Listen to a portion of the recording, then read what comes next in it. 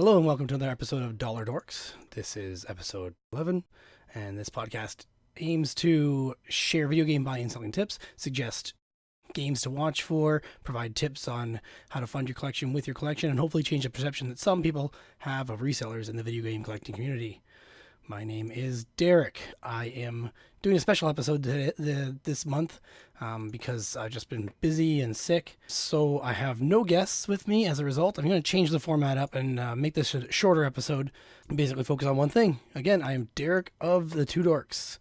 So we'll start off as I normally do with last noteworthy pickup or deal. For me, that is basically what we're going to talk about most of this episode, which is an Xbox, original Xbox lot that I picked up.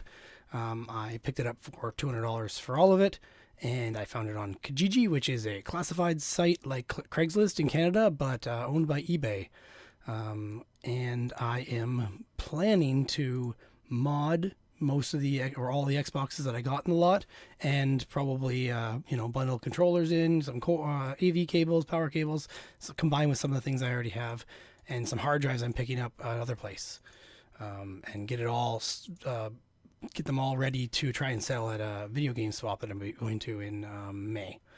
So why did I buy it all? Well, in this case, it's probably specifically to pay off the Nintendo Switch that I bought and all the accessories and games I've been buying lately, as well as, pay off the purchase price as well as of the bundle itself.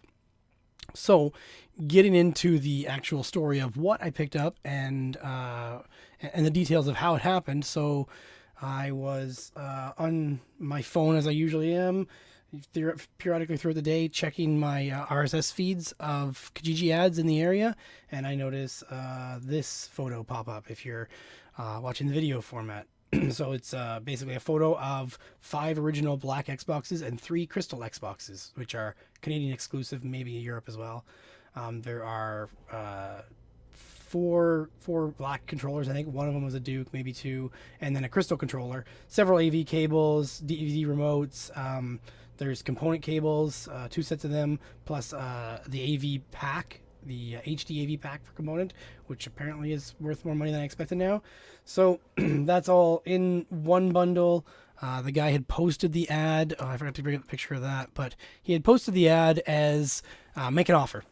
Well, I absolutely hate when people won't do that, but generally I'll try and take or go on the low end and give them a low but maybe reasonable offer and see what they come back with. Most people have a dollar amount in mind, so sometimes I'll just say, what did you want for it, even if they say make an offer. His title of the ad also said soft modded with XBMC and emulators, so I knew some of these are probably modded and therefore may not even work, as people sometimes fail mod, and then, especially when you're selling a bundle lot like this, some of them may be bad or defective or no longer useful. So anyway, I messaged him, said, hello, would you take 150 for all of it? Thanks, Derek. So I got back a reply from him. Actually, I don't even know how long after, but I think it was the same day. He said, highest offer at the moment is 250 for all, James. That's all he said. So I thought about it for a second. I'm like, yeah, I'm just going to be straight and blunt with the guy and see what happens. I hate when they say highest offer or bid or anything like that. So I just replied back with, hello, James. All right, thanks for the reply anyway. I always say that even if someone tells me that something's gone, I still always reply back and saying thanks anyway. Gives them the opportunity to reply back to me with anything else they might have to sell, or also just keeps it polite. That way, if I do deal with them in the future, they're gonna know that I'm not a jerk. So the next thing I said was, let me know if they fail to show up. I personally find that it is often the case when people offer too high or bid against each other. Have a great evening, Derek. So I established, let me know if it falls through, or they don't show up, because that often happens, and it's nice for them to have a backup of someone who's willing to come get it, implying also that I'm going to come get it fairly quickly, as opposed to the person that may have failed through. Then I said about the personally, I find that it often falls through when they, get bidding too high or people bid against each other, because that's totally fact. I've seen that a lot of times, that when someone on Facebook is buying, let's say, an NES lot, and an NES console with some games, and it just keeps bidding up and up and up because people are nostalgic and they bid with their nostalgia, not necessarily what they think it might be worth, and then maybe find out later it's not worth that much, and they just offered $250 for this bone stock NES without a box or case, maybe 2 controllers and a zapper and Duck Hunt and Mario 2 or something like that.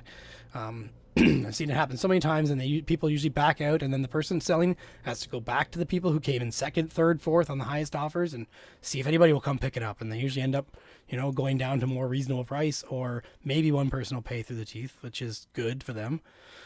And then after I sent that message to him, I thought, well, I should firm up my offer. If he's at 250, even if he's lying or if it's true but they're not going to show up, I should firm it up.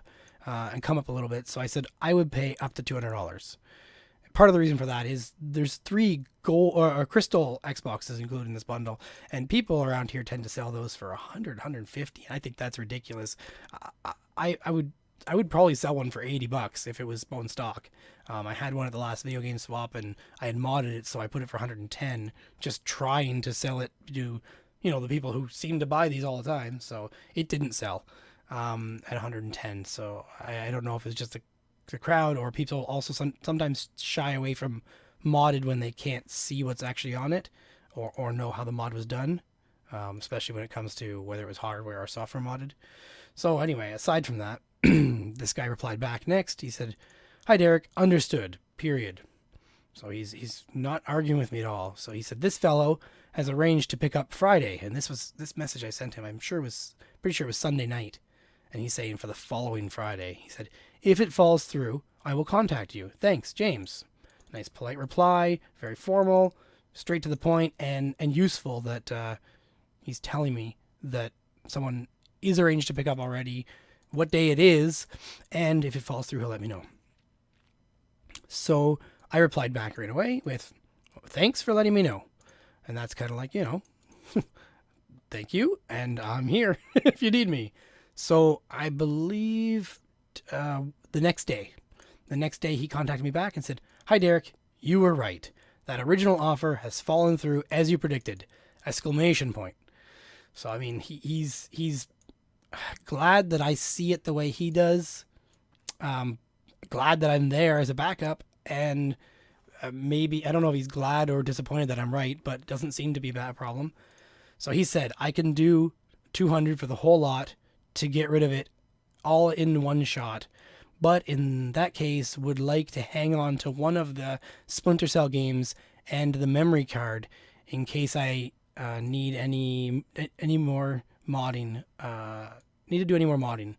Smiley face. Also discovered that one of the crystal editions will not power up, but will leave it included for parts, which is good.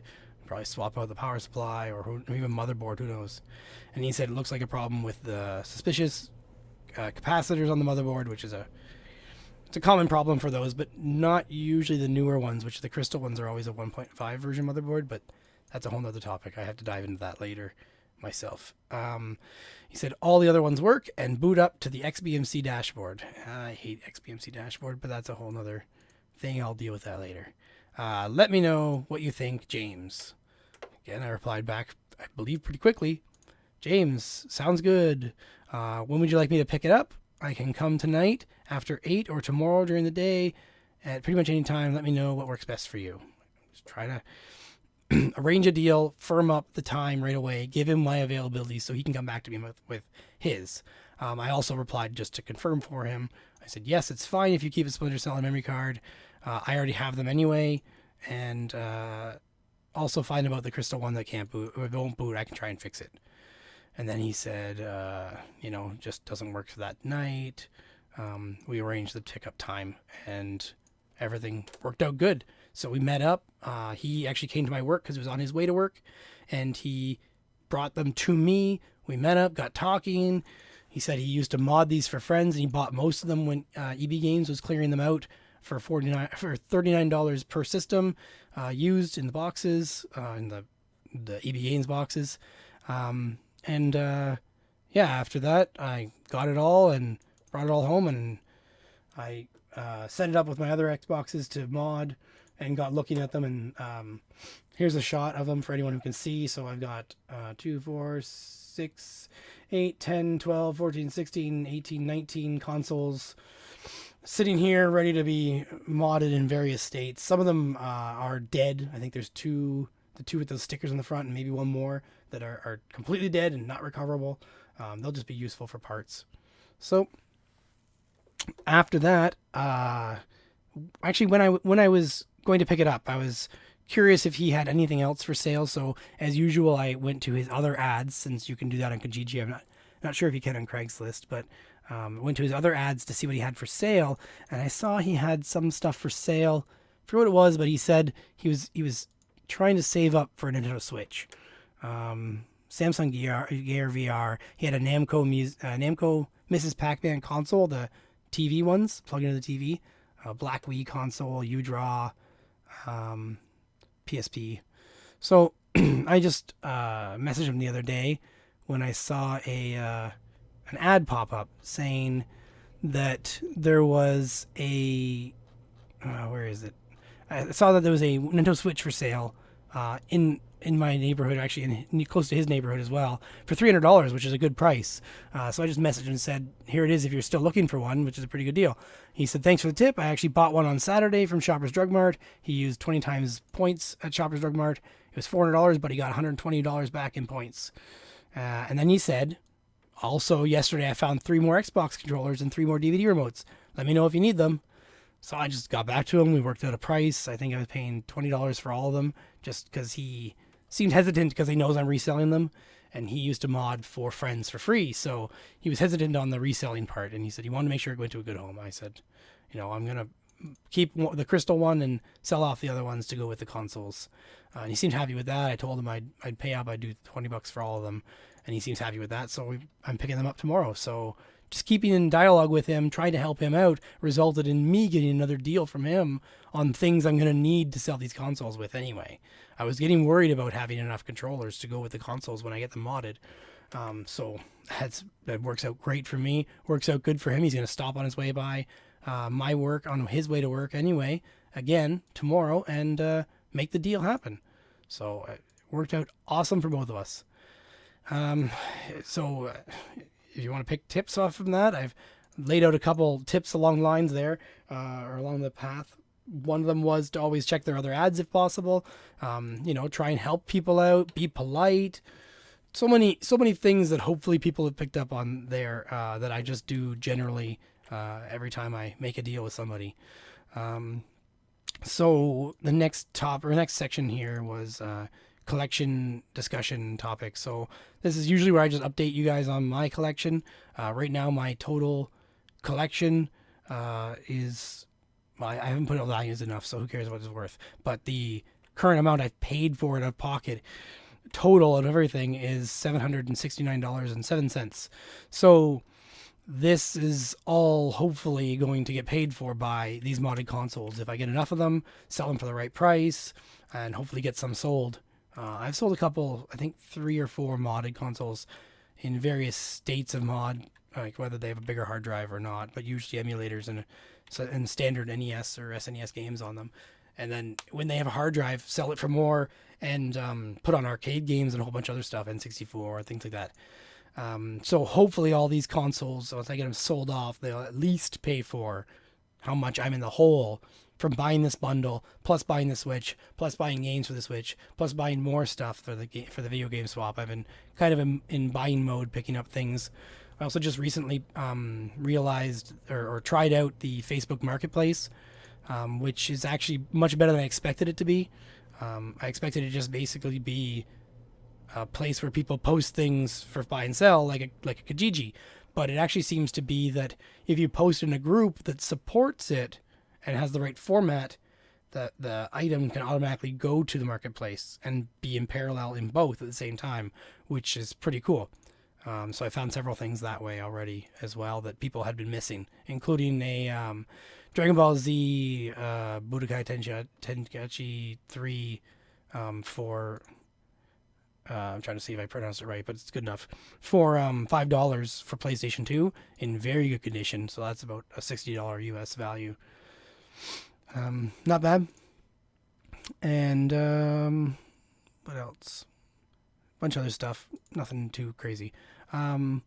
But this, like I said, this is gonna be a shorter episode, and that's the next topic. I'm skipping a couple is suggested content. So generally, I suggest a YouTube channel, YouTube video, podcast, or a game to check out. Today, I like to do the podcast or the YouTube channels when possible. Just nice to have a bunch of videos to go to in the back catalog as well as stuff coming forward. So I'm going to suggest Bill Gates' channel, which sadly only has 300,000 subscribers. But I think it's a fairly recently launched channel. It's The Gates Notes. So youtube.com/The Gates Notes. Generally, the Gates Notes has been Bill and Melinda, his wife, who are both huge on charities, have their own charities, travel all over the world trying to stop malaria and several other things, and also use his technical knowledge and his mathematical know-how to find out the best way to solve problems like this in a unique way that hasn't really been done in that world before or in that line of work. So he's got several videos on there that he posted recently of basically their missions for this next coming year, answering some questions and things like that about how they've done in the past and about them in general. It's really cool. I've always liked Bill Gates, and as he gets older, he seems to get even more generous with his time. I don't know. He doesn't work at Microsoft anymore, so why not give back? They actually answer why they give so much money away too. So check that out. But the next section, just plugs. I am Derek of the Two Dorks. That's TWO Dorks on YouTube. And this is my Dollar Dorks podcast, if you didn't already know. Check out the Cartridge Club, cartridgeclub.org. It's an awesome community of gamers, content creators, collectors, and friends on cartridgeclub.org and the forums, cartridgeclub.org/forum. And a lot of us are on Twitter, so get on the forums and talk to us. Thank you for listening, and cha-ching.